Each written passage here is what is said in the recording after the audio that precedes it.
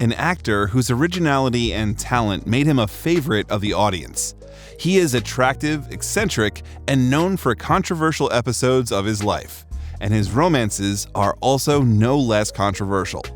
Today on the Biographer channel, we will talk about Johnny Depp, the traumas of his childhood, the difficult path to success, and the twists and turns in his personal life. What role did prohibited substances play in his life? What kind of project ruined his career? And who is he really? An altruist or a despot? A romantic or a womanizer? We know that you like interesting stories, therefore let's get started. John Christopher Depp II, better known to us as Johnny Depp, was born on June 9, 1963 in Owensboro, Kentucky. He was the youngest child in the family. Depp had two older sisters, Debbie and Christy, and an older brother, Daniel. Johnny's childhood can hardly be called cloudless. His father, the full namesake of his son, was a civil engineer. His mom, Elizabeth Sue Wells, worked as a waitress from the age of 14, mostly in a roadside cafe. The profession and early growing up left their mark. In the interview with Rolling Stone, Depp talked about his mother's abusive and eccentric behavior, as well as their broken relationship in adulthood. Yeah, there were irrational beatings. Maybe it's an ashtray coming your way, maybe you're gonna get clunked with the phone. Depp mostly remembers his mother returning home after working 2 shifts. He rubbed her legs while she counted coins from the tip. Although she idolized his mother, he was not blind to her erratic behavior and meanness. He told Rolling Stone magazine what he said at her funeral. "My mom was maybe the meanest human being I have ever met in my life." Already in adulthood, Johnny will tell that he and his siblings suffered greatly from abuse by their mother. Johnny's father was also abused. It's clear that all conditions in which Johnny grew up influenced him and his future path. The only person with whom the future actor had a close relationship was his paternal grandfather, Jim. He affectionately called him Pawpaw. While he was still very young, Johnny remembered picking tobacco in the fields with him and listening to his stories. He spent all his childhood with him, and when he died, the 9-year-old boy went through a real crisis, which was reflected in his behavior. Another factor was the constant change of residence. The family often moved because, according to the actor, his parents did not like to fix up and clean up their apartments. It got to the point that one day the family moved to a new house at the end of the street. So how do you adjust? How do you get to be, if you're going in a different school all the time? Well, it was kind of normal. We didn't know anything else, you know. So for us, it was kind of normal.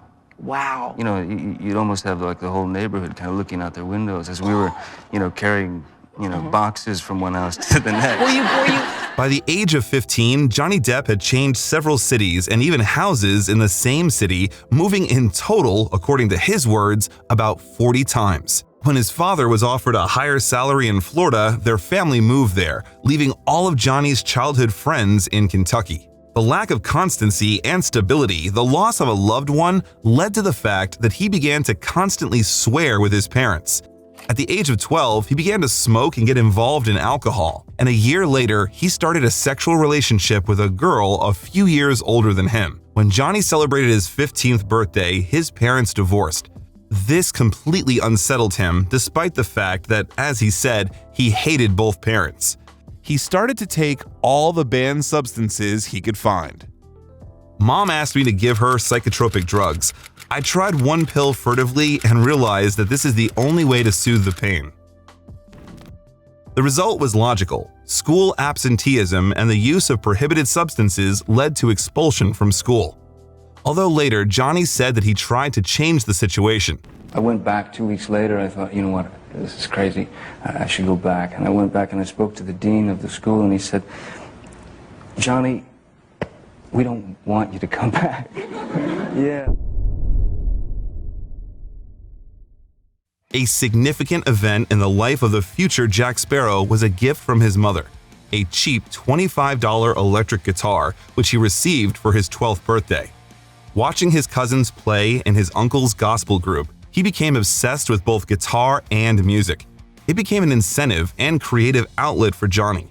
He independently mastered a musical instrument, and when his parents divorced and decided to live an independent life, he left home and moved into a trailer with his friend Sal. Ladies and gentlemen, the Party Breakers with Mr. Johnny Depp.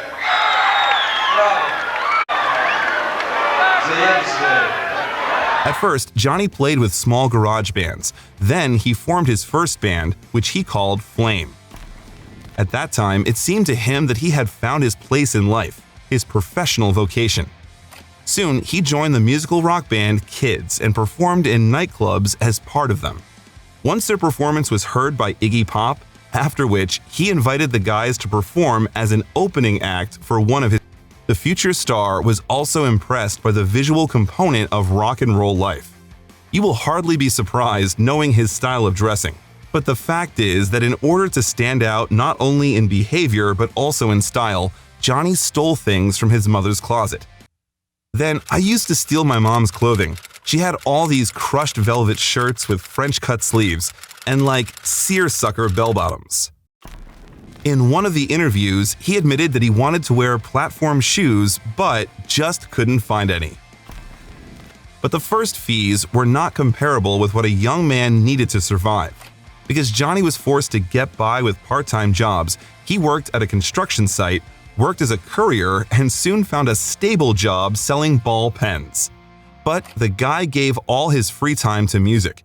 In just 4 years, Johnny changed 14 different musical bands. At the age of 20, the guy first married the girl Lori Ann Allison, who is 5 years older than Johnny and worked as a makeup artist. Happiness did not last long.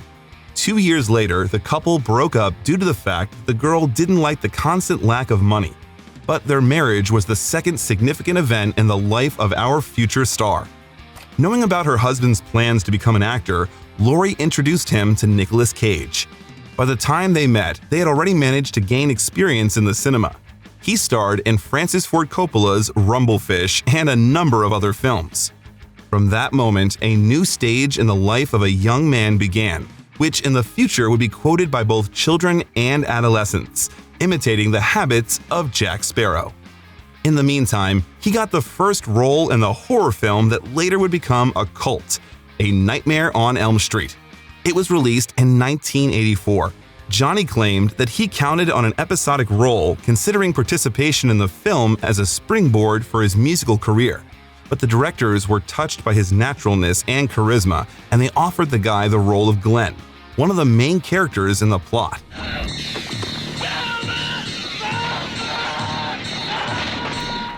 Thanks to this role, other Hollywood figures drew attention to Johnny and began to invite the young man to shoot.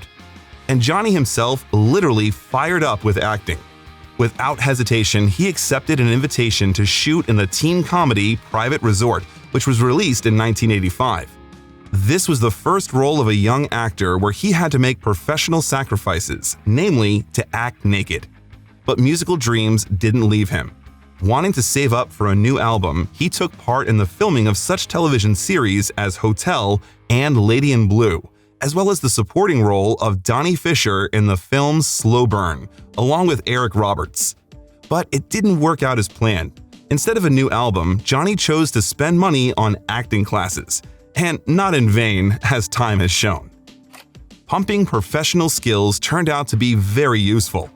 It led to the fact that we met a young man in the cast of Oliver Stone's military drama Platoon, where he received the supporting role of Private Learner. Filming took place in difficult conditions. The whole process of shooting took 54 days in the Philippines. Actors were trained like real soldiers. They had to learn how to move with equipment through forests, swamps, and rocks, eat army food, and sleep in trenches. It was here that Johnny was able to play side by side with actors such as Charlie Sheen, Willem Dafoe, John McKinley, Forrest Whitaker, and others. Platoon was the greatest experience of my life. Working with Oliver Stone was great. It was incredible. I guess it's every actor's dream. The film was released in 1986 and almost immediately received 8 Oscar nominations. According to the law of meanness, almost the entire performance of Johnny fell victim to Oliver Stone's editing. It was cut from the The actor appeared only in a few frames in the background and in the central role of only one scene, where he worked as an. Without losing hope, upon returning from the Philippines, he continued to go through auditions. In some of them, he was successful. So in 1987, Johnny played in the popular television series 21 Jump Street, getting the role of a policeman investigating the crimes of school children. By the way, another popular actor played along with Brad Pitt also participated in this movie, although it wasn't the title. 21 Jump Street made the guy very popular among young people. Nevertheless, the actor himself felt that the show was stifling his potential. He didn't want to be seen as just a teenage idol. Playing the same one-dimensional character became tiresome for him. Johnny claimed more eccentric and meaningful roles, having not only creative talent, but great ambitions. In an interview about 21 Jump Street, the actor spoke unkindly about the series. In the first 2 seasons, I thought there was a lot of good stuff going on. There were good, important messages, but I think around the 3rd season, it started to get a little showboaty, you know what I mean? It just started to become false. It started to become this action-packed can of soup, you know? You just market it and send it out. It got to the point that the actor began to commit provocative antics in order to be fired from the show. One day, he trashed a trailer. After being confined to a television series when you can't play anything but one particular character for, 9 months, that'll make you insane. Trying to get rid of the sugary role, Johnny happily accepted the invitation of the infamous director John Waters to play the lead role in the grotesque musical Cry Baby. Please, Mr. Jailer, let an honest man go free. There, John was a rebel, handsome, impudent, and an imprudent bully. The musical film was released in 1990 and received a lot of positive feedback from the audience. Such a step broke the stereotyped idea of Johnny as an actor of one role and became a springboard to the next role, which became significant in his life. You probably immediately guessed which one. And while I haven't spoiled the movie yet, pause and write your guess in the comments. Yep, I'm waiting. In 1989, Johnny was lucky. He was invited to the lead role in Tim Burton's Edward Scissorhands, despite the fact that there were decent competitors for the role.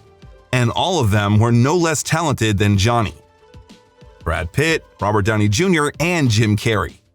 It's for this role that we remember Johnny Depp when we talk about his career achievements. Pirates are not taken into account. What are you saying? I'm not Look into the birdie's eye. Yeah. What is that? What is that? It's okay. Is it nice? You'll be famous. I don't think I want to be famous. I don't want to be famous. And exactly this role brought the actor 3 important things. It raised him to the acting Olympus and also brought him the Golden Globe nomination and introduced him to Winona Ryder, with whom he connected with for years. It's interesting that the main character, a cyborg played by Johnny, speaks only 169 words for the entire film. However, this does not prevent the actor from showing us the whole range of feelings and emotions that Johnny experiences, using only one thing: his eyes. Well, there is one more important thing. This role helped Johnny make a long and strong friendship with Tim Burton, which gave the world such films as Sleepy Hollow, Charlie and the Chocolate Factory, Sweeney Todd, Dark Shadows, and other cool works of the tandem. They were 2 brilliant minds and at the same time, 2 men experiencing difficulties with communication, but with a similar outlook. Johnny recalled their first meeting this way. After sharing 3 or 4 pots of coffee, stumbling our way through each other's unfinished sentences, but somehow still understanding each other, we ended the meeting with a handshake and a nice to meet you. In turn, Tim said, Johnny is very much known as a teen idol and he's perceived as difficult and aloof. As a person, he's funny and warm, a great guy. He's a normal guy, at least my interpretation of normal, but he's completely the opposite of this perception. The strong cast, Vincent Price, Alan Arkin, Diane Wiest, gave the young actor a new experience. With particular warmth, he recalled working with Vincent Price.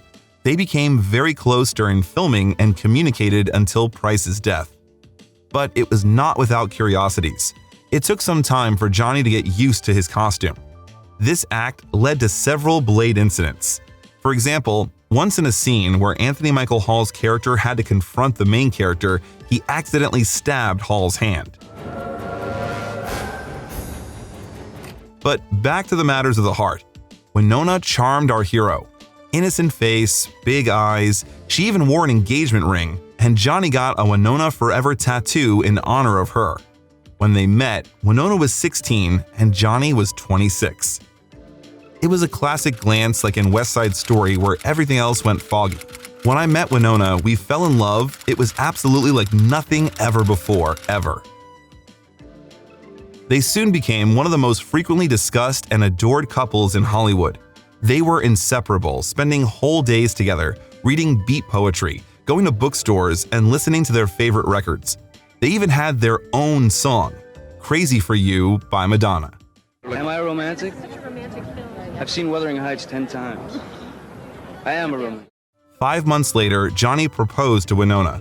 She also admitted that Depp was her first love.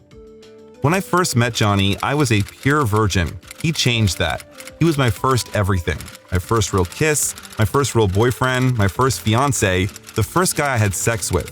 So he'll always be in my heart, forever. Kind of funny, that word. But love didn't last forever. Gradually, they began to move away from each other. There were several reasons for this. The first was the workload of the schedules of both stars, since at that time they were at the peak of fame, constant filming, schedules that didn't match. Somehow they started to spend less time. The second reason was the paparazzi, as well as rumors and gossip about young actors. Yeah, the loss of privacy, kind of, even more than just the loss of privacy, the sort of aggressive invasion on your privacy, on your private life.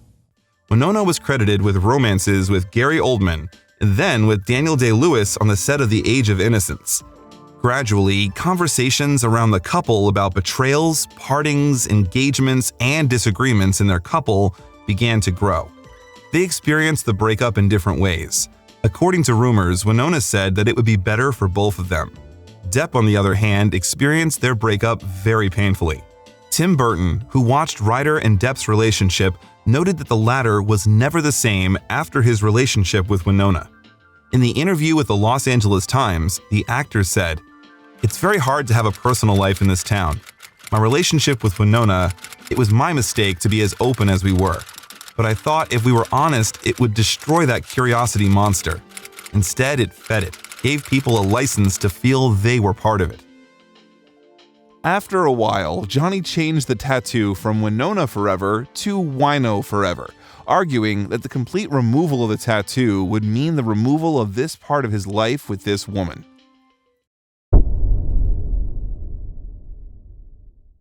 After Edward, the career of the future Captain Jack Sparrow rapidly went up.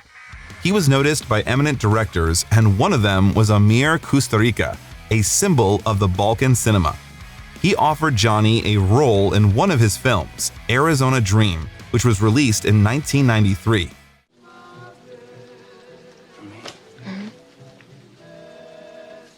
It's beautiful.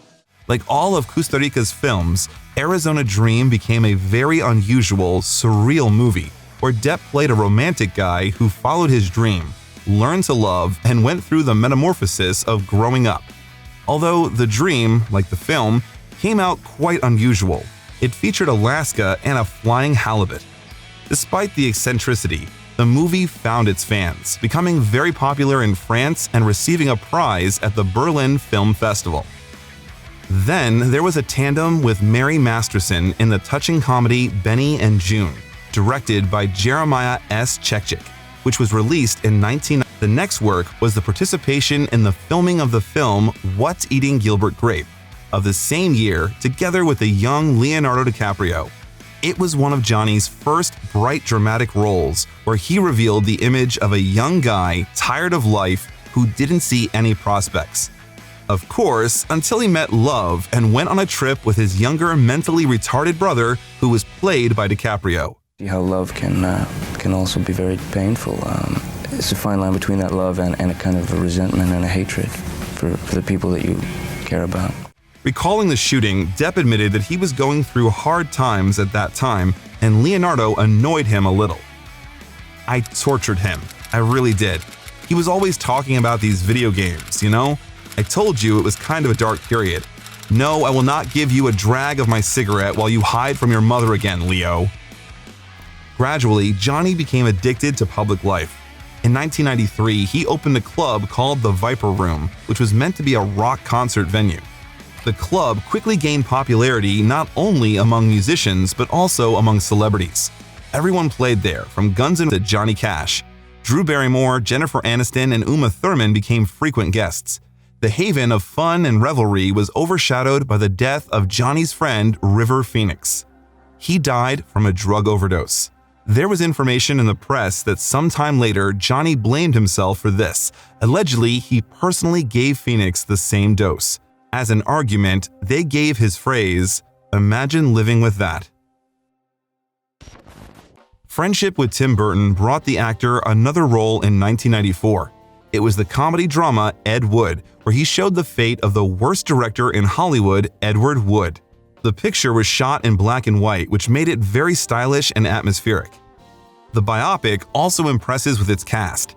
In addition to our hero, you can see Sarah Jessica Parker, Martin Landau, Bill Murray, Patricia Arquette, and Vincent D'Onofrio. Tired of serious roles, Johnny gladly set to work, where he could have a lot of fun. For the sake of Wood's famous cat smile, special dentures were inserted into him. He changed into a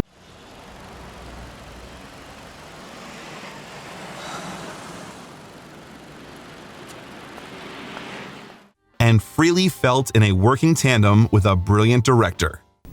What would Ed have done in a situation? How did he like to relax? You know, what was his drink of choice? What kind of cigarettes did he smoke? Did he smoke a lot? You know, just details.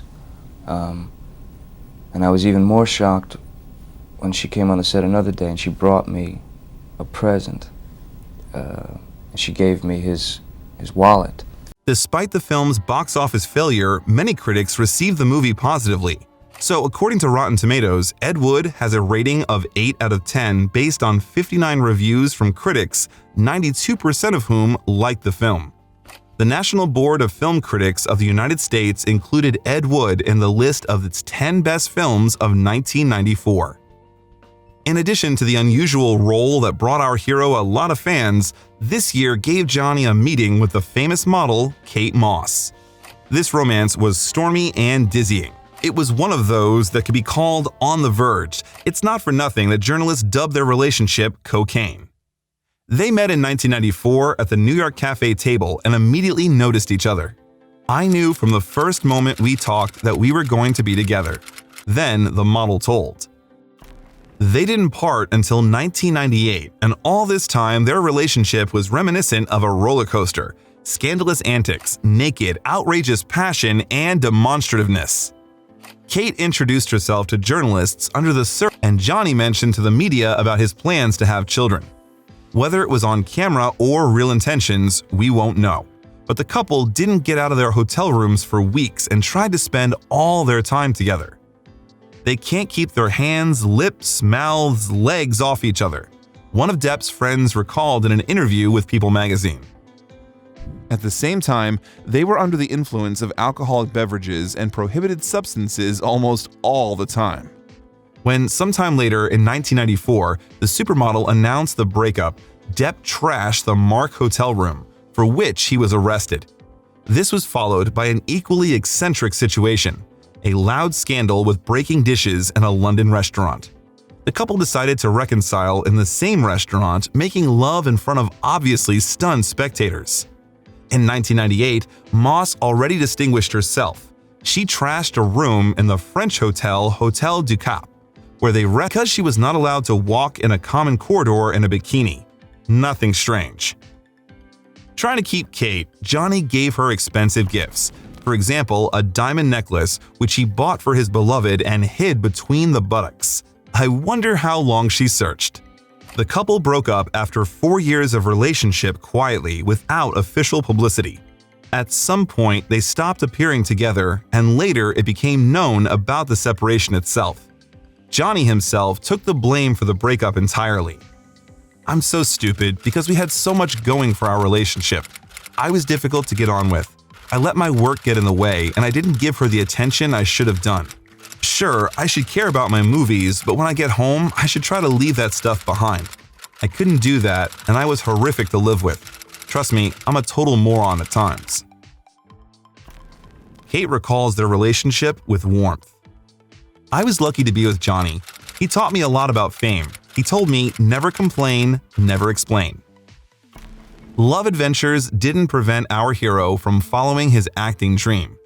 Another reincarnation was waiting for Johnny in the film by Jim Jarmusch, Dead Man, which was released in 1995. Here, he had to play the shy accountant William Blake, who was forced to go on a mystical, possibly posthumous journey.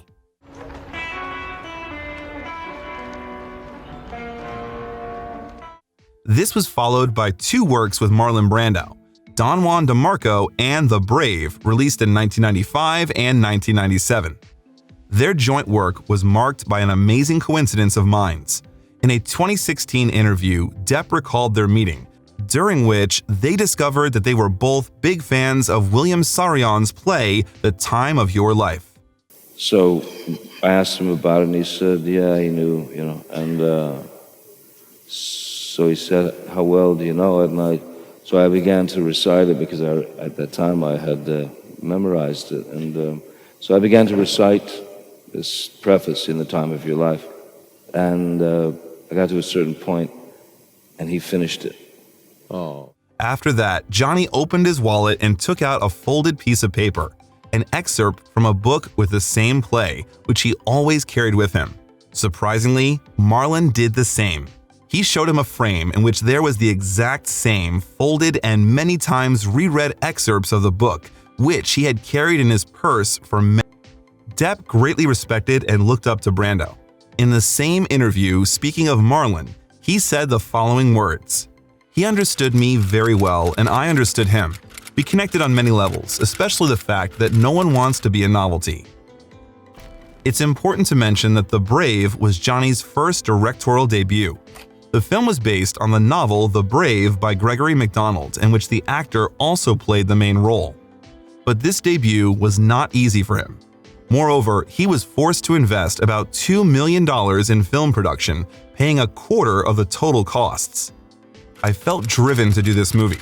This was one of the most difficult things I've ever done. It's just about ripped me to shreds. Despite Johnny's efforts, the picture failed and received a number of negative reviews. Variety called the film a turgid and unbelievable neo-Western. Screen International were more categorical. Depp's ignominious directorial debut crawls across the screen for 2 hours like a snail, narratively inept and dramatically empty. In parallel, a kind of criminal period began in Johnny's career. He starred in the action movie Nick of Time by John Badham, where he played the role of a cowardly accountant who faced a difficult moral and ethical choice with an unexpected plot twist. In Donnie Brasco in 1997, Johnny worked on the set with the famous Al Pacino. An experienced gangster and his assistant, who was actually an undercover FBI agent, made an excellent team, not only in the film, but also on the set. Here it is. If it had been a snake, it would have been. Left. It's Donnie, I'm checking it. Both Pacino and Johnny confessed they admire each other. In fact, it was Al Pacino who was first supposed to play Brasco in the movie. But once Pacino decided to don the character of Lefty, the actor recommended Johnny Depp for the role. This proved to be a strength of the film because, as the great Roger Ebert pointed out in a review of the film, Donnie Brasco is essentially a movie about friendship between two men, two tough men who hardly find anchor in each other. The film received positive reviews from critics and commercial success, as well as about 20 awards and nominations at American and international film festivals, including nominations for the Oscar, Best Adapted Screenplay, and the European Film Award. And here, we turn to one of the iconic movies of Johnny Depp. Well, who already guessed it? And now… That's right, folks. It's about the hallucinogenic adventures of the main characters in the film Fear and Loathing in Las Vegas, which was released in 1998. The story is based on the novel of the same name by the infamous writer Hunter S. Thompson, which the actor read at the age of 15. In 1994, Johnny had the opportunity to meet the author himself. Struck by his openness and extravagance bordering on insanity, Johnny immediately felt like they were alike. Well, who would have doubted? According to Johnny himself, their meeting took place in 1994 at the Woody Creek Tavern, which was located in Colorado. The first thing the actor remembered about his friend was the sparks that his stun gun gave out. "I see sparks. I realized there was a taser gun, and people were leaping and hurling themselves out of the path of the mayhem that was approaching. And I heard the voice first say, 'Out of my way, you bastards!' He made the Red Sea part, arrived at my table, and said, 'How are you? My name is Hunter.'" To prepare for the role, Depp lived with Hunter for several months at his house. And during this period, they became so close that journalists began to call them family. This friendship lasted until the writer's death in 2005, after which Johnny paid for his rather expensive funeral. Its price was associated with the writer's unusual last wish, and Hunter wanted his ashes to be shot from a cannon. Quite an appropriate funeral for such a person.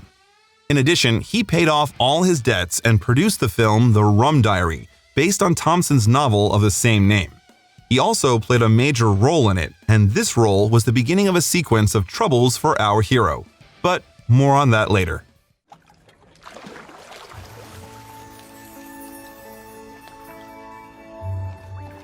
Remembering Hunter S. Thompson, Johnny said the following: "He knew I worshipped him, and I know that he loved me. So he may have been part father figure, part mentor, but I'd say the closest thing is brothers. We were like brothers." Fear and Loathing in Las Vegas was nominated at the Palme d'Or at the 1998 Cannes Film Festival, but the jury, which included Depp's ex-girlfriend Winona Ryder, awarded the prize to the work of Greek independent director Theo and. The turn of the millennium was crowned with the opening of Johnny's personal star on the Walk of Fame and wild popularity. Now, he could sort through the films and choose only those that matched his taste and vision, selecting the actors with whom he would like to work with. But fame and success didn't prevent our hero from critically evaluating himself and remaining sober in relation to his results. In 1999, the next cult film starring Depp was released. It was the mythical thriller The Ninth Gate, directed by Roman Polanski. The actor was able to brilliantly embody in the film a new image for himself, a charming, money-hungry scoundrel. The Ninth Gate packages its scares with classy style that the characters deliver with sexily provocative intelligence. Dean Corso may be Johnny Depp's greatest spiritual transformation, from odious to ultimate evil, and the audience cheers on his descent, happy to ride with him straight to hell. The film brought the actor not only an excellent role. On the set of The Ninth Gate, Johnny met his future wife, Vanessa Paradis, with whom he lived for 14 years and had 2 children. In the interview with the Daily Mail, the actor recalled, "She was wearing a dress with an exposed back, and I saw that back and that neck, and then she turned around and I saw those eyes, and boom. You have this feeling. I can't really explain what it is, but I had it when I met her. I saw her across a room and thought, what's happening to me?" A year later, their daughter was born. They called her Lily Rose Depp. The actor changed a lot, according to friends' words. He gave up drinking, prohibited substances, and idle entertainment. "When I saw my daughter being born, it was the first really totally selfless moment I'd had." Johnny completely immersed himself in the family and the upbringing of his first child while continuing to shoot in movies. In the same year, 1999, another famous film was released. It was a gothic horror film featuring Depp, Sleepy Hollow by Tim Burton.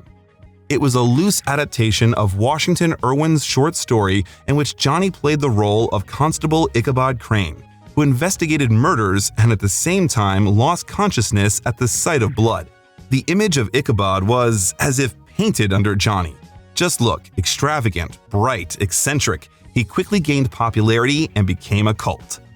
And of course, it's impossible not to mention that such amazing actors as Miranda Richardson, Casper Van Dien, Christopher Lee, Jeffrey Jones, and others worked on the set with Johnny.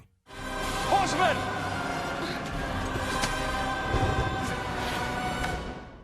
Perhaps it was thanks to the good directorial and acting work that Sleepy Hollow collected a number of awards. The the Oscar for Best Production Design, the BAFTA for Best Costume Design, Saturn, and others.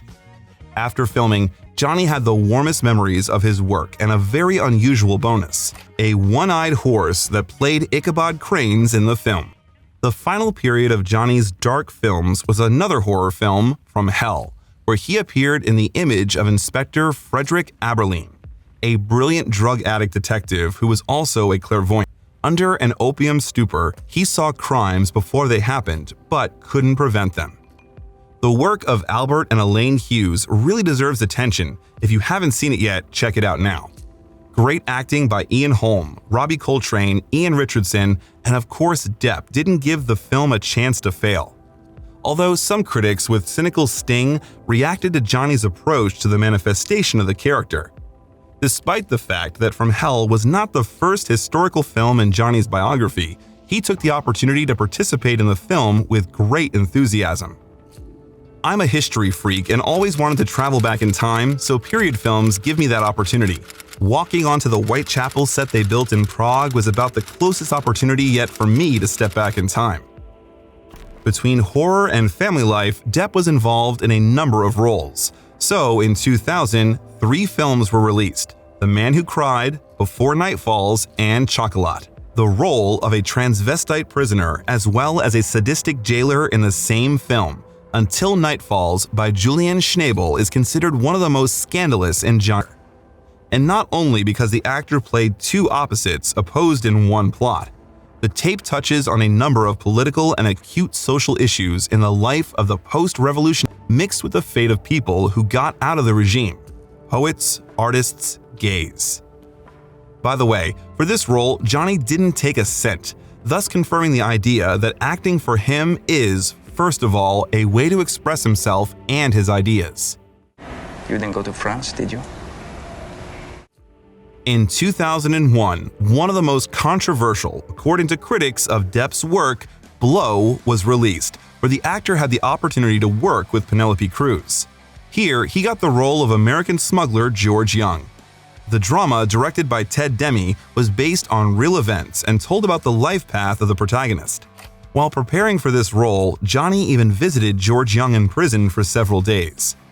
Here is what he later wrote about those meetings. It's very rare in life that any person opens up their heart and soul to you with unlimited access to their most profound thoughts, dreams, fears, regrets, intimacies.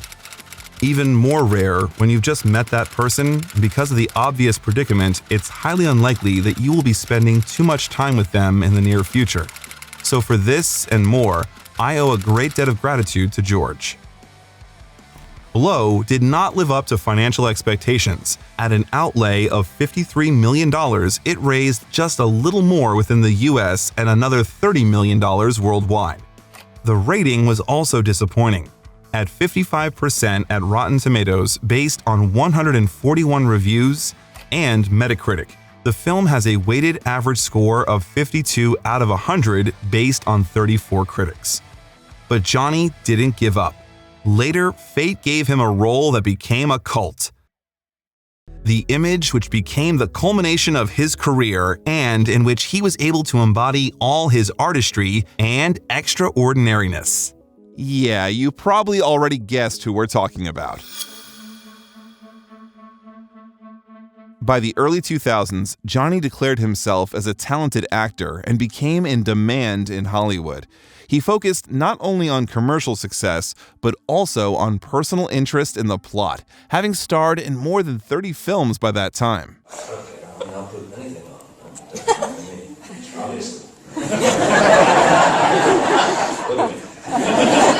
And basically, it referred to independent projects, which caused the indignation of major studios and even the agents of the actor. Many people wanted to work with Johnny, but Johnny did not want to work with everybody. I'm sure it would have made their job a whole lot easier had I done some of the things that were proposed to me over the years. But soon the situation changed. It was all because of the legendary image of Jack Sparrow and the project from the Disney studio, which our character was invited to act in. Although he still had to compete to get the role. Christopher Walken and Michael Keaton were among the contenders. They didn't have high expectations for the film. That was due to the fact that the idea was borrowed from a theme attraction of the same name, which was located in Disney World. It didn't have great potential, you know. In addition, pirate-themed films had lack of success. Cutthroat Island, released in 1995, failed at the box office. It was Johnny who turned the film into a cult one, transforming the once minor role of Jack into a central one. After reviewing the character, he made significant revisions that the studio initially did not like, and he did it until the image of Jack satisfied him. If before Jack Sparrow looked like an ordinary pirate with a bandana on his head and an earring, then in the end, Johnny turned out to be kind of a rock star. The actor said that it was due to the fact that he identifies pirates with rock stars of the 20th century. They were united by a sense of adventure and freedom. Who inspired the actor? He borrowed a considerable part of the habits and elements of the image from Rolling Stones guitarist Keith Richards, as well as from one cartoon character. So, there was that, and then there was a cartoon character that I loved very much as a kid named Pepe Le Pew, who was a skunk who basically had blinders on and only saw his own reality. You know, could never see the horrors around him and didn't care, you know. So there was that, and then I don't know, I always saw this guy as like this organism, you know, this constantly changing, moving organism that would change shape to fit a situation in order to benefit himself. You know. Moreover, he came up with a story of each bead and dreadlocks, which complemented the character. They were a symbol of the pirates' vivid and important memories. As a result, everyone's favorite captain turned out to be eccentric and cunning. The screenwriters, according to the actor, were shocked by the image of the captain. They just couldn't stand him. I think it was Michael Eisner, the head of Disney at the time, who was quoted as saying, "He's ruining the movie." His guess wasn't not so far from the truth. The Disney bosses asked, "What's wrong with him? Is he, you know, like some kind of weird simpleton? Is he drunk? By the way, is he gay?" Johnny gave a brilliant answer. He said that all his characters were gay. Didn't they know about it? That puzzled them so much. Dissatisfaction with the image of the part of the Disney management resulted in several discussions between the parties. The studio tried to influence Johnny and force him to change the image of the character to the original one, but the actor argued that the pressure would cause his departure from the film. Moreover, he defiantly made part of the teeth gold after visiting the dentist. "I told them, look, you don't like what I'm doing? Fire me. You hired me to do a job and play the character, and this is what I want to do. This is the work. I mean, hadn't they seen any of the work I'd done previously? You might want to take a look at that before you hire a motherfucker, you know?" Disney gave up. They couldn't afford to lose such an actor. By the way, during the filming, Johnny wore special contact lenses that protected his eyes from the sun and also really controlled the ship. There were a lot of improvisations. In addition to ad-libbing the popular Savvy, Johnny Depp also improvised the line, "Bring me that horizon," which he uttered towards the end of the film. In 2003, the release of the first part of the future franchise, Pirates of the Caribbean: The Curse of the Black Pearl, was such a success that there were no arguments about the image anymore. Captain Jack Sparrow cost the studio $10 million. Another $40 million was spent on advertising. But the costs were fully recouped, according to the total box office receipts of $564 million. The film was 22nd of the most profitable movies in the history of the United States. All the children were playing Jack Sparrow. The theme music from the film, written by Hans Zimmer, became the most popular ringtone. Write in the comments, did you use a melody from Pirates for your ringtone? The phrases of the main pirate became famous quotes. In 2004, the film received 5 Oscar nominations, including for Best Actor and a Golden Globe Award nomination for Best Actor. You probably already guessed that Johnny Depp was nominated for both of them. The actor's interpretation of the Disney pirate received positive critics' reviews. Later, in an interview, Johnny admitted that he did not expect such a great fame that came after the Pirates. "I was freaked out by it. I mean, at the beginning, I generally didn't give a fuck about acting, but I began to enjoy it. I enjoyed creating those characters up there, being in the trenches and sparring with collaborators, actors, directors." On the other hand, the great polarity of the hero among children and youth gave Johnny the opportunity to use it for good. The star often came to children's clinics to visit sick children.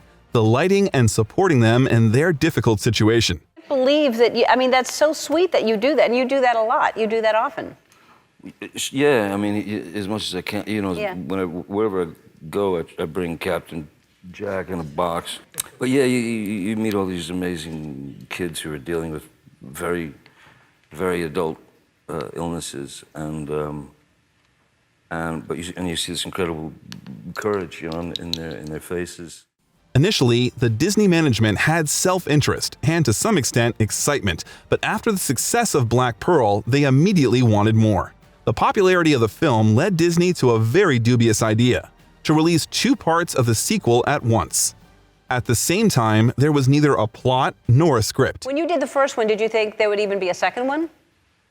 I didn't think I'd make it past 3 weeks. Really? Yeah, no, I was right on the way out of the Disney premises. In 2006, the second part of the franchise, Dead Man's Chest, was released. It had more than $1 billion at the box office, and a year later, the third and final part, At World's End, was released. Anyway, that was originally the plan. In an interview, the director of the first 3 movies, Gore Verbinski, said that the production of the second and third parts was very difficult. Films were choosing the release dates, but they didn't have the first frame shot. Therefore, time was very limited and everything was done hastily. We shot the end of Pirates 3 5 days into shooting Pirates 2, because we were leaving that location. And there's one scene that had to be shot for the very end of Pirates 3 5 days into shooting 2, not knowing what the script of Pirates 3 was yet. Johnny told afterwards. In addition, from the very beginning, they were plagued with failures. We got hit by a hurricane, half the set got wiped out, our tank didn't work, we had to pull stuff back to LA. It was pure survival mode by the time we got to the third one. Verbinski only had 10 weeks on the Pirates of the Caribbean At World's End post-production. By the way, some studios spent up to a year on post-production, especially on serious projects. That also affected the quality. The third part of the franchise was received with more restraint than the previous 2. Viewers complained about the slow development of the plot. Despite that, all the first 3 parts of Pirates are funny and easy to watch, and the film has good visual effects that look good even now. 40 Charlie 1.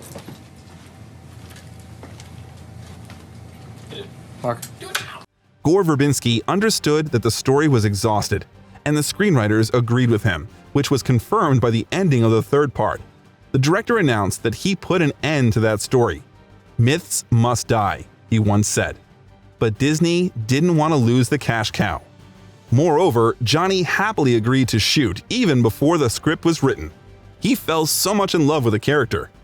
The quality of the script had decreased since the 4th film, Pirates of the Caribbean on Stranger Tides, which was released in 2011. The 4th part, under the direction of Rob Marshall, was supposed to be a relaunch of the franchise, but the updated and too complicated story began to annoy the viewer. Depp's character became boring, especially since Jack Sparrow began to gradually lose his positive image, turning into an anarchism. In addition, the era changed, the viewer changed. It was a time when serious matters and liveliness, realism, and inner conflict of the character became popular. Along with such films, Jack began to seem trivial and comical. The 5th part of the franchise, Dead Men Tell No Tales, which was released in 2015, showed that the story was completely outdated. Even the guest starring of Javier Bardem, who played the antagonist, did not help, and Johnny Depp's talent also didn't help. All that coincided with the actor's career crisis, which we will look at a bit later. But let's go back to the beginning of the 2000s. In the intervals between Yo Ho Ho and a Bottle of Rum, Johnny successfully starred in other films. In 2003, 2 more films with the actor's participation were released: Once Upon a Time in Mexico and Charlie, The Life and Art of Charles Chaplin. Both films received generally positive reviews. The actor's performance was called graceful and relaxed, giving an average rating of 4 points. The following year, one of Depp's most significant films was Secret Window, released under David Koepp's direction. It was the film based on Stephen King's novel Secret Window, Secret Garden, which had already given it a chance to succeed. Johnny played the role of a lonely writer, Mort Rainey, whose adequacy was made a question with the development of the plot. An unusual role, an actor's talent, and a good story did not make the film a masterpiece. The movie received average from critics. Roger Ebert, the famous American film critic, rated it 3 out of 5, arguing that could add up to a straight-faced thriller about things that go boo in the night.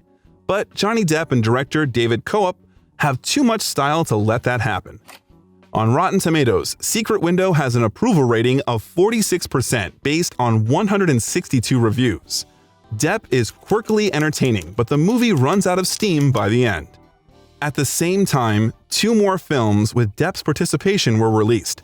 They were a French comedy, And They Lived Happily Ever After, where Johnny played a cameo role, and biographical drama Finding Neverland, directed by Mark Forster, about the creator of the famous Peter Pan story. The touching acting of the actor with Kate Winslet could barely leave anyone indifferent. There was a Scottish accent and attention to detail.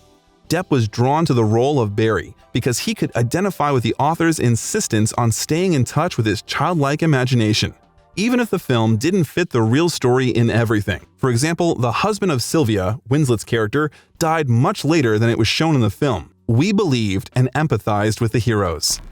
2005 was marked by the release of 2 iconic films from the actor's work: Charlie and the Chocolate Factory, directed by Tim Burton, and the voice acting of the main character of the cartoon Corpse Bride. Charlie and the Chocolate Factory turned out to be a very specific movie, like all products of Tim Burton's creativity. Fantasy, based on the novel of the same name by Roald Dahl, was modernized and filmed with Burton's usual individuality as well as psychedelic manner. The constant friend and hero of his plots, Johnny Depp, got an equally specific role. He played the eccentric and multifaceted manufacturer and misanthrope Willy Wonka, who arranged an excursion for the children. Film producer Felicity Dahl recalled, "I think there was a queue of actors wanting to play Wonka, so when we heard that Johnny Depp was wanting to play him, we were very excited. The 3 Musketeers of Dahl, Depp, and Burton. You can't beat that." Burton and Depp created their own image of Wonka, which was radically different from the original, but at the same time, it was that interpretation that made him so colorful and, to some extent, tragic. The director and Johnny tried to convey the message of the book as accurately as possible, to follow the idea that Roald Dahl tried to get the message across. We were working so closely with what Roald Dahl had written in the book. We really were faithful to that. And I felt a kind of a deep sense of responsibility to Dahl, to Roald Dahl and his intent, so that was very important to me. During that period, Johnny, in addition to acting talent and skills, became famous for 2 more things. The first was his alleged anti-American statements against the United States, which he reportedly said in an interview with the German magazine Stern. "America is dumb. It's like a dumb puppy that has big teeth that can bite and hurt you, aggressive. I'd like them to see America as a toy, a broken toy. Investigate it a little, check it out, get this feeling, and then get out." The actor officially protested those words, saying that the phrases were taken out of context. He said that he was an American and loved his country, even if it meant sometimes to be critical of reality. In addition, Depp began to appear more and more often on the covers of glossy magazines, gradually changing the image of a bad boy and a teenage heartthrob. It was replaced by the mature status of Hollywood's It Man, Man of the Hour, and sexiest pirate ever. For the first time, the actor appeared in the list of Forbes magazine as one of the highest paid actors. In 2007, another joint effort from Tim Burton and Johnny Depp's creative product was released. It was a collaboration with an unusual and bright actress. Have you already guessed it? That's right, Helena Bonham Carter in the musical drama thriller Sweeney Todd, the Demon Barber of Fleet Street. Before that, the Gothic trio had already worked together on Charlie and the Chocolate Factory as well as the cartoon Corpse Bride. But starting with Sweeney Todd, they became such Ocean's 2 only Burtons. Of course, Johnny played the role of the very demon barber who was avenging the bride and a broken life. Helena was the nutty Mrs. Lovett, who was in love with Sweeney. Later in an interview, Tim would tell, "All my drawings look the same, but I looked back at it later and I realized it was Johnny and it was her. It shocked me." Johnny is the only member of the cast who was selected on the basis of good faith, because he said that he could sing well. All the others had to participate in the preliminary auditions. The producers said that they did not hear Depp singing even when the scenery, costumes, and music were prepared for the film. Fortunately, the actor met their expectations. Singing, was a real challenge. I mean, there was a real opportunity to fall flat on your face. The film won the Hollywood Foreign Press Association Award as Best Motion Picture, Musical, or Comedy, and Depp won the prize as Best Actor, Motion Picture, Musical, or Comedy. In addition, he became the winner of the Academy Award for the Best Work of a Production Designer.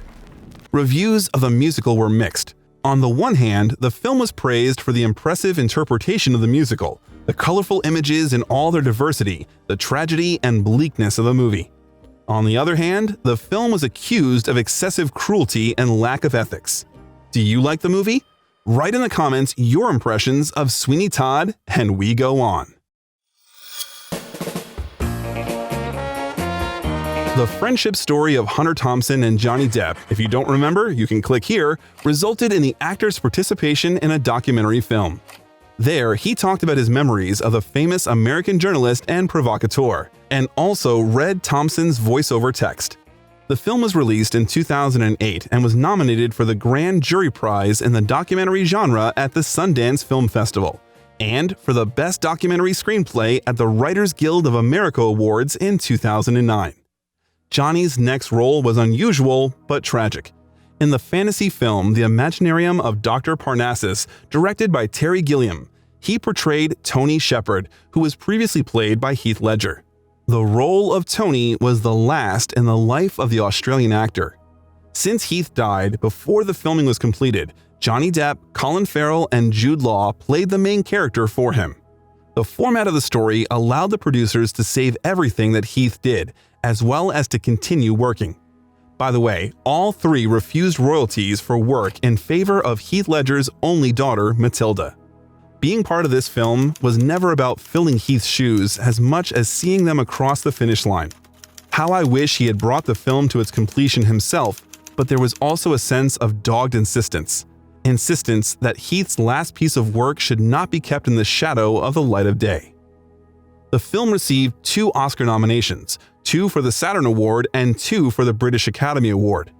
As for the reviews, the problems with the movie at the box office took their toll. By the time the film was released in 2009, it received quite restrained reviews. Critics rated the film 6 out of 10, approximately the same level as was given to the film on main movie websites. But at the same time, Johnny worked on another film, Public Enemies, directed by Michael Mann. The main character of the film was John Dillinger, the legendary robber of the first half of the 1930s in the USA, public enemy number 1 according to the FBI classification, and just a cutie. Therefore, the movie took place at the time of a great crime wave of the Great Depression period.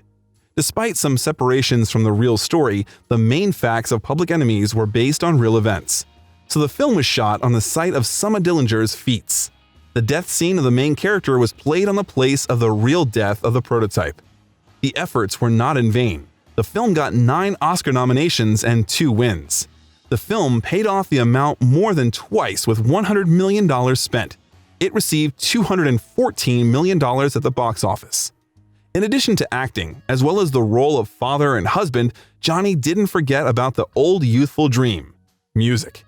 He did singles for some of his films, Chocolat, Once Upon a Time in Mexico. They would be followed in the future by the Rum Diaries and the Lone Ranger. In 2000, Johnny recorded 2 songs for an album called Bliss by his de facto wife Vanessa Paradis. In 2011, he would accompany his guitar with her 3rd album, together with the duo Serge Gainsbourg. Around the same time, he played guitar on Baby Bird's 2010 single Unlovable, to which he also directed the music video, rejoining the band in 2011 to record the Jesus Stag nightclub.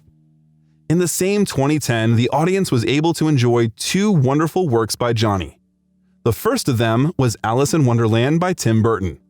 Depp got one of the key and at the same time eccentric roles. Namely, he got the role of the Mad Hatter. He coped perfectly with it. Do you agree with me?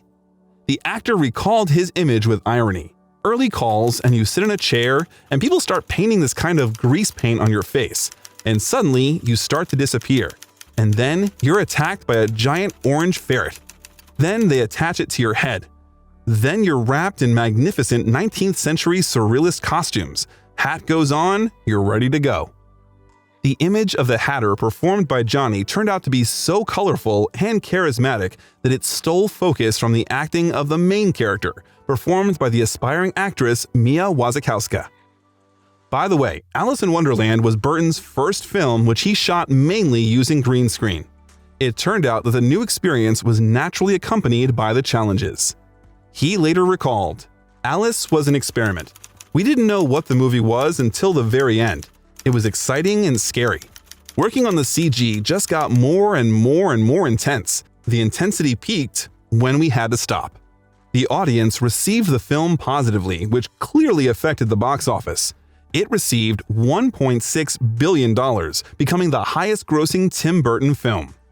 The main comments were positive despite the fact that reviewers criticized the inconsistency of the plot regarding the book. The director's aspirations to use the computer graphics as well as humor and expressiveness of the movie were highly appreciated, and he did succeed.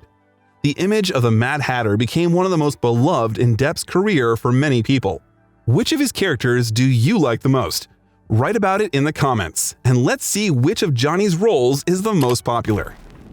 Alice in Wonderland received 3 Oscar nominations, winning 2 of them, Best Art Direction and Best Costume Design, as well as the nominations of the British Academy Film Awards, the Golden Globe, the annual Grammy Awards, and many others. Johnny was nominated 3 times for his role, but unfortunately did not win any of them. In the next film, directed by Florian Henkel von Donnersmarck, called The Tourist, Depp was able to play in tandem with the erotic dream of many men in the world, Angelina Jolie. Surprisingly, Johnny and Angelina had never worked together before, although both had an impressive career. The movie was filmed in a short time, for 11 months in Paris and Venice. That's because Captain Jack Sparrow was preparing for the next shooting of the new Pirates. Angelina said that she agreed to star for 2 reasons. That was a short filming period and a cozy, colorful place where her family could relax as a vacation. But despite that, she fondly remembered shooting with Depp. He's just such a nice guy. He's so funny and so fun to hang out with.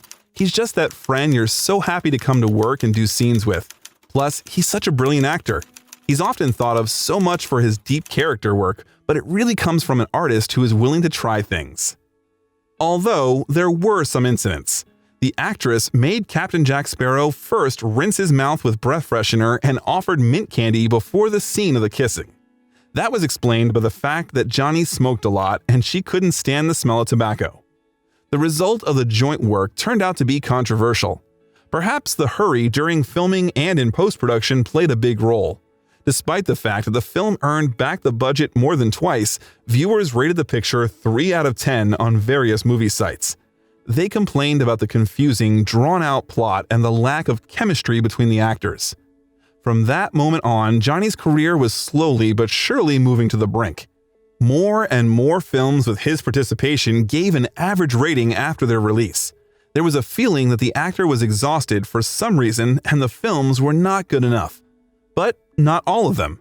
In 2011, Gore Verbinski, the same director of the first 3 Pirates of the Caribbean, presented the cartoon Rango. There, Johnny voiced the main character, a domestic chameleon who accidentally got into the desert and had to survive in it.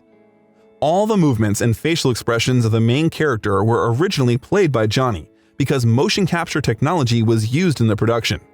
The cartoon received a lot of positive reviews, both from viewers and critics. In addition, the cartoon got the cherished Oscar in the nomination for Best Animated Feature Film, which spoke for itself, didn't it? But the Rum Diary was controversial. That was not only because of the result of his story. You probably know as well as we do the filming affected Johnny's personal life, but it was also about the final product of cinema. As you probably remember from our first video, the Rum Diary appeared largely thanks to the friendship of Johnny Depp and Hunter Thompson. The second was the author of the autobiographical novel of the same name, which was released 52 years after its creation. The novel was based on a period of Thompson's life when he was an unknown young correspondent. Since 2000, several companies have tried to make the film, but the work was stopped. and only when Depp's company financed the filming, the production of the picture started. In addition to money, Johnny also offered himself as the main character of the movie. It was a journalist tired of life who gave up his career in New York and moved to live in a small tourist town in Puerto Rico, San Juan. There he was waiting for adventures, rum, and the quest for truth. Thus, the actor wanted to honor the memory of a friend and colleague who did not live to see the film adaptation of his work. Initially, my idea was to not play any of the characters. I didn't want to play anything in the film. It was Bruce that talked me into playing Kemp. Later in an interview, director Bruce Robinson would say that he wasn't going to return to Hollywood. It was Johnny who persuaded him to take the project, again backing up his arguments with wine and a rent-free island for the director to work on the script and inspire him with the Puerto Rican atmosphere. Johnny's colleagues on the set were Aaron Eckhart, Richard Jenkins, and Amber Heard, whose acquaintance radically changed the actor's life.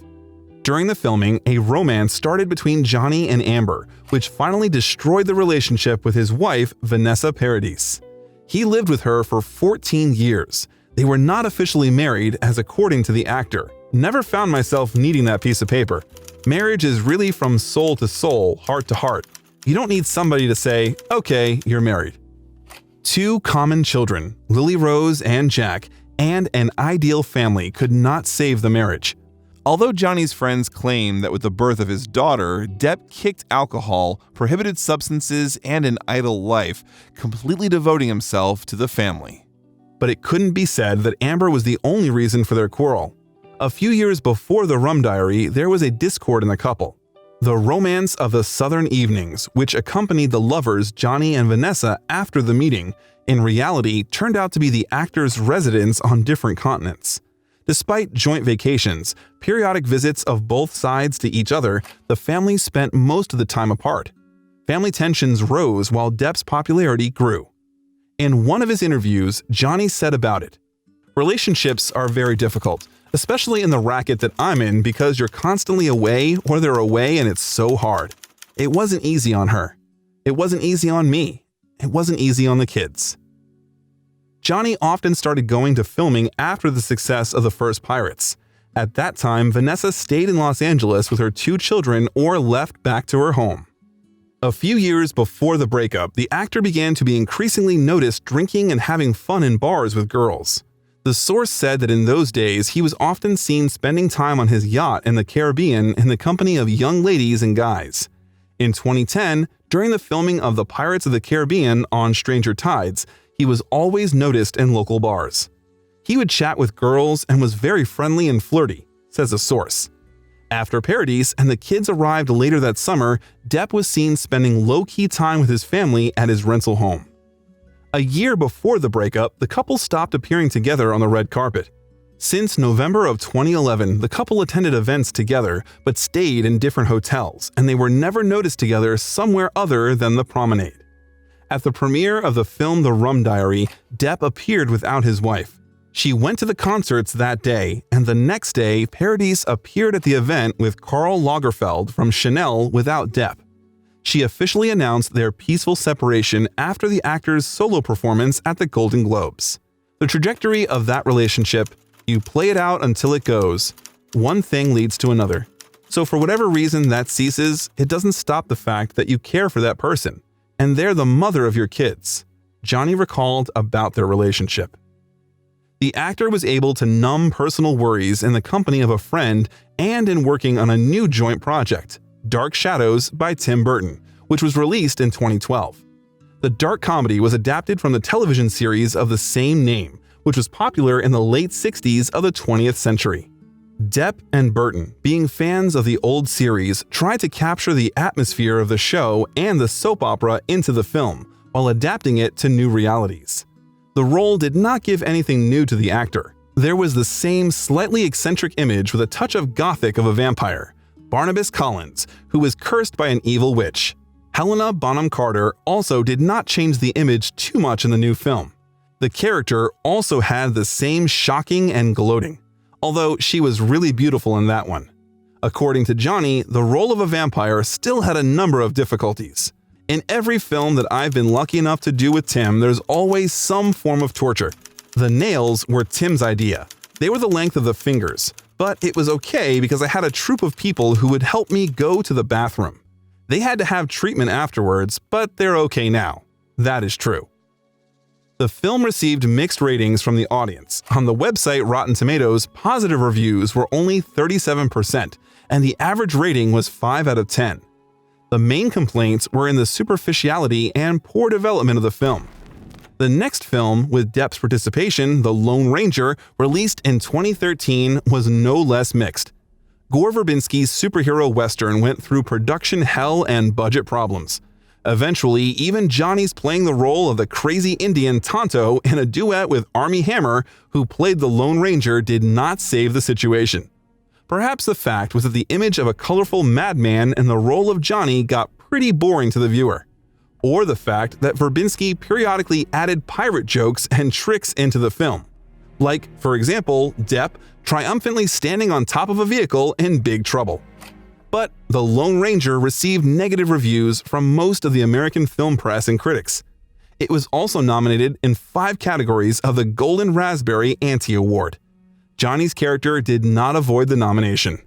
That fact really surprised the film crew and the actor himself, who was proud of his role in the movie. The high points of my life, one of the prouder moments of my life, to have been not only accepted, welcomed, but adopted into the Comanche Nation. And also believed that most of the negative reviews were written before the release of the picture. The audience received the film less categorically, although with reticence. On IMDb, the ratings of the picture was 6.5 points out of 10. Everyone was very surprised by the dead bird on Johnny's head. Whatever it was, from that moment, films with Depp's participation began to be received with more restraint and coolness. Besides, the movies that followed in the next few years were not brilliant. In 2014, he took part in the Disney film Into the Woods, playing the role of a wolf. In the same year, Jack Paglen's science fiction film Transcendence was released. It was negatively rated by both critics and the public. It was quite sad to remember the actor's participation in the dilogy of director Kevin Smith's Tusk and Yoga Hosers. Those were low-budget horror films in which he got the role of an amateur detective, seemingly suffering from a chronic hangover. In 2015, David Kopp's Mordecai was released, which got Johnny 2 more nominations for Golden Raspberry in the position of Worst Actor and Worst Screen Combo, referring to their duet with Gwyneth Paltrow. After that, Johnny tried to play a serious role, gangster Whitey Bulger in the biographical drama Black Mass. The complete change from the eccentric and boring images played right into the actor's hands. A visual image in tandem with Benedict Cumberbatch turned out to be strong, and it overshadowed the raw script. The film received several nominations for Best Actor, and Depp was able to rehabilitate himself in the eyes of the audience. In parallel, Johnny did not leave a musical niche. In 2012, he played the guitar and drums in a cover of Marilyn Manson called You're So Vain. Later in the same year, they released the tracks The Beautiful People and Sweet Dreams on the Revolver Golden Gods Awards stage. In general, Manson and Depp were old friends with quite an interesting story. The performer supported Johnny back in the 90s, attending his film premieres. After the release of the movie Blow, Marilyn liked the wig of the main Depp character so much that he exchanged it for his prosthetic chest, which he wore for performances. I did trade my breasts from Mechanical Animals for Johnny's wig from Blow, Manson said in an interview.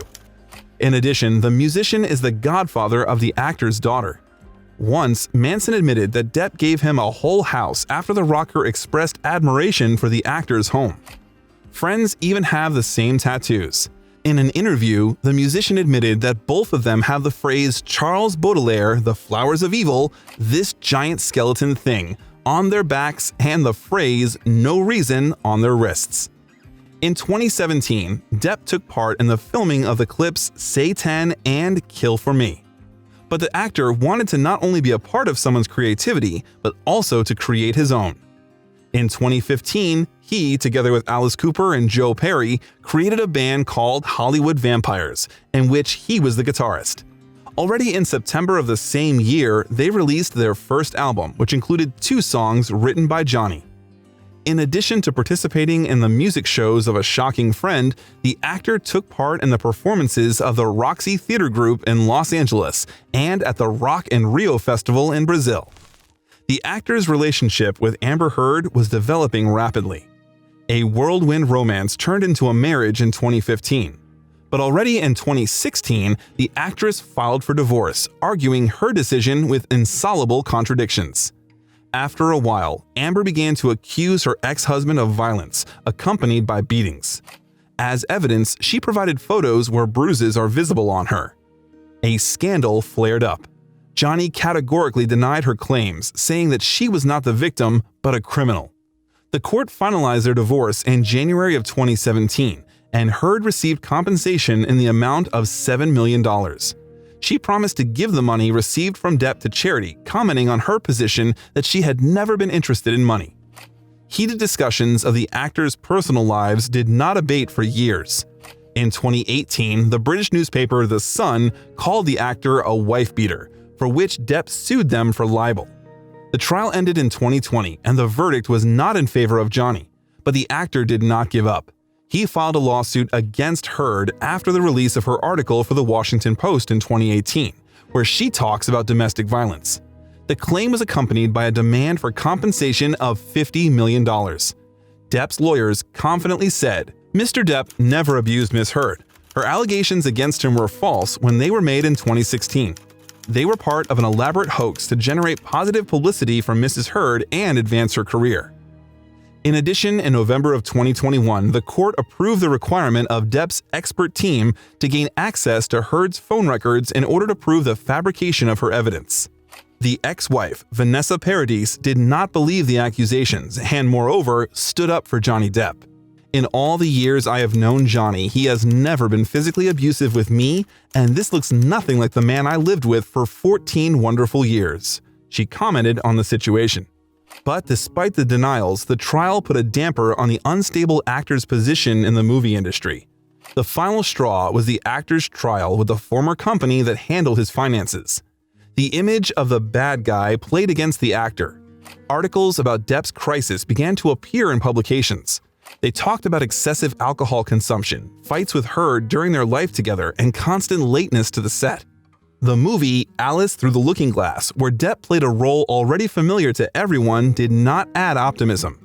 It was released in 2016, but despite all the efforts of the studio, it earned much less than expected. The last, fifth Pirates of the Caribbean also failed. There was a clear tendency in which Johnny was gradually stopped to be invited into the main roles or in major projects, but Johnny still holds his ground. In The Fantastic Beasts and Where to Find Them, released in 2016, he only briefly appeared in the role of the evil wizard Grindelwald, Professor Dumbledore's opponent. That role fully showed itself in the second part of the saga, which delighted us in 2018. Despite the fears of fans about the image, the actor still managed to fit into the universe and well realized his character. It turned out to be so bright that it was difficult to give up so easily. No matter how hard the press tried to tarnish the actor, colleagues on the set of Fantastic Beasts spoke only positively about him during the interview. It's really friendly, approachable. I know I was kind of geeked out to work with him, and I think he... But amid the scandal with Amber Heard, Warner Brothers decided to fire Johnny from the franchise. The same situation also affected Pirates. Disney abandoned the idea of returning the performer of the role of Jack Sparrow to the franchise. That fact greatly upset many fans around the world. Admirers were threatening to boycott the new part of the franchise, clearly hinting that Margot Robbie did not fit into the plot in any way. In parallel, Johnny did not give up trying to come back. In 2018, the comedy drama The Professor by Wayne Roberts was released, where Depp got the main role. But even that film did not get success, rating 2 out of 10 among the world critics' reviews. Although there were also those who appreciated the actor's performance and the subtle British humor of the movie. The American biographical film City of Lies, starring Depp, also wasn't successful. According to the plot, the main character of the film, played by Depp, LAPD detective Russell Poole, had not been able to solve the murder of the rapper for 20 years. As a result, he enlisted the support of a journalist played by Forrest Whitaker, and together they tried to figure out the infantilism of the local police.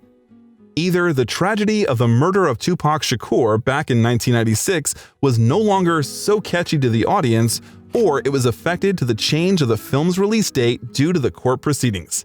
Johnny was accused of beating one of the team members of the movie.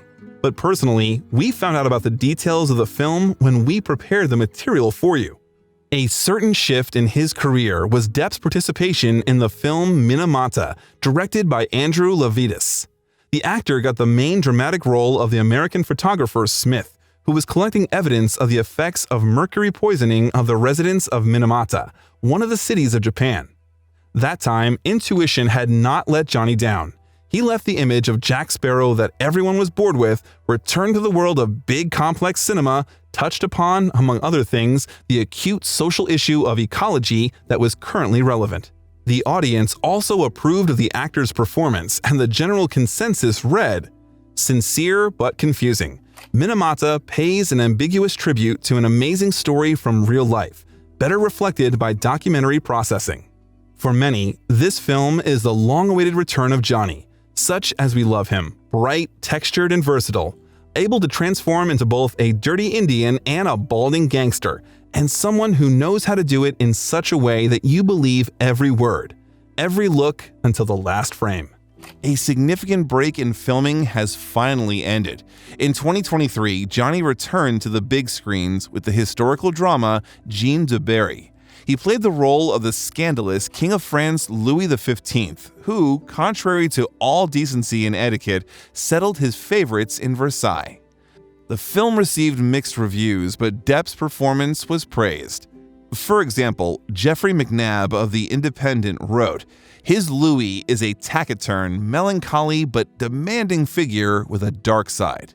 We hope that this will be a new start for Johnny Depp on the way to a brilliant career and no less brilliant life. Moreover, at the beginning of 2022, a new round of Johnny's trial with Amber Heard finally ended with the actor's victory. The whole world was watching the scandalous process. In order to achieve justice, Johnny had to witness how his personal life with all the unpleasant moments was once again exposed. By that time, it was worth it. Now, Amber Heard has to pay him $15 million for defamation. In his Instagram, Johnny thanked fans for the support who believed in his innocence from the very beginning. "We have walked the same road together. We did the right thing together, all because you cared. And now we will all move forward together. You are, as always, my employers, and once again, I am whittled down to no way to say thank you other than just by saying thank you," he wrote. Now the actor can try himself in a new relationship with a light heart, which he is doing according to the latest news. So the fans were touched, as during the Amber Heard case, Depp carefully fixed his lawyer Camille Vasquez's microphone and warm glances and hugs slipped between them. Many suggested a romantic relationship between the actor and the lawyer, but Camilla herself later rejected those statements, calling her contact with the actor exclusively friendly. It's also an unethical charge being made, Vasquez told People in June. It's unfortunate and it's disappointing, but at the same time, it kind of comes with the territory. I can't say that I was all that surprised. Later, it turned out that there was a relationship, though not with Vasquez, but with another lawyer who had led Johnny's case earlier, Joelle Rich. She led the actor's case during his lawsuit to the British tabloid The Sun in 2020. Their relationship was confirmed by a secret source. It is known the lawyer was with the actor all the time for a difficult 6 weeks to support him. According to the same source, the couple secretly met in hotels. There was no professional obligation for her being there. It was personal, he says. Their chemistry is off the charts, an insider shared with the media. It's serious between them. They are the real deal. Another insider, on the contrary, stated that there is nothing serious between Depp and Rich. He was probably right, because already in November of 2022, People magazine announced that the couple was no longer dating. Apparently, the actor is not in any serious relationship now, or hides them very carefully. Well, it's never too late to find love. Depp's return to life marks a few more positive facts. After the trial, the actor returned to music, recorded a new album with Jeff Beck called 18, and performed concerts all over Europe. Johnny's authorship belongs to 2 of the 13 songs presented. In them, according to rumors, the injured ex-husband Heard tells a lot about the relationship with the actress, using lyrics. One of the tracks he penned is Sad Motherfucking Parade, and in one line, he sings, "You're sitting there like a dog with a 7-year itch." Another not-so-subtle lyric, "If I had a dime, it wouldn't reach your hand." However, the actor still does not mention Amber's name like a gentleman.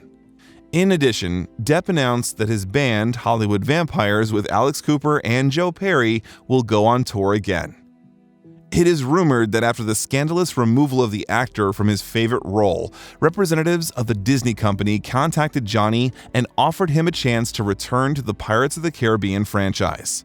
Whether Depp will appear in the 6th part of the franchise remains in question.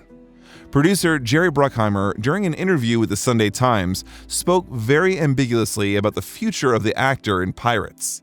"Not at this point. The future is yet to be decided," he said. And while we are waiting for new films from Johnny, you can click on this icon and recall with us how the lawsuits of Johnny and his ex-wife were held. In this video, we made a breakdown in detail of the entire chronology of their relationship, the arguments of both sides in court, and Heard's most absurd statements. Follow the link and watch. And that's it for today. Biographer was with you. Thank you for being with us. See you in the new videos. Bye-bye.